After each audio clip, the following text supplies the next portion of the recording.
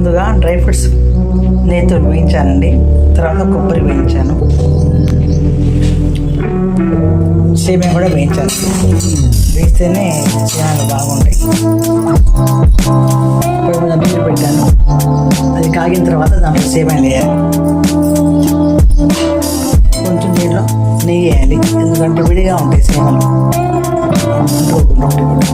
కొంచెం నీళ్ళు వేసి వారిస్తే సేమియాలు పర్ఫెక్ట్గా ఉంటాయి. నీళ్లు కాగుతున్నాయండి, బుడగలు వస్తున్నాయి. ఇప్పుడు సేమియా వేయాలి, కలపాలి.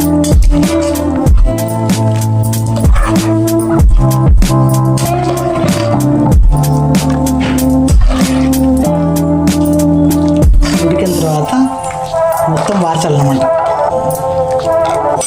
అన్నం వార్చినట్టు నీళ్ళని వార్చేసేయాలి. ఉడుకుతున్నాయండి సేమియాలు, చూద్దాం. ఇంకొంచెం ఉడికితే పర్ఫెక్ట్గా వస్తాయి సేమియా. కొంచెం ఉడకాలి.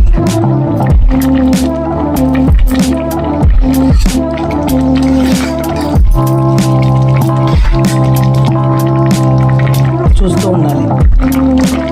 మళ్ళీ మేము పొయ్యి మీద పెట్టాం కానీ అందుకని కరెక్ట్గా చూసుకొని వాష్ చేశాను అన్నమాట.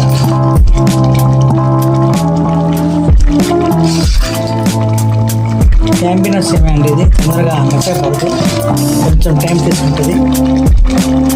చూసుకొని వాష్ చేసేయాలి. నీళ్ళన్నీ అయిపోయినాయి దాంట్లో. చూడండి ఎలా వచ్చాయి, చాలా బాగా వచ్చాయి. నెయ్యి వేయాలండి,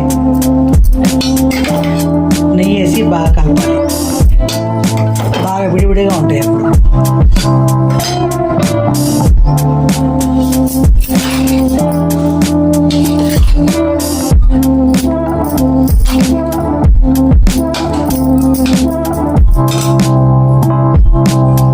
కొంచెం నెయ్యి వేసుకోవాలండి,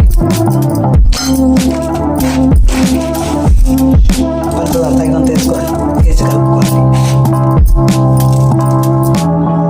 కొబ్బరి పొడి వేయాలి. రంజాన్ రోజున ఇదేనటువంటి ప్రత్యేకత. లైక్ చేయండి, షేర్ చేయండి, సబ్స్క్రైబ్ చేయండి.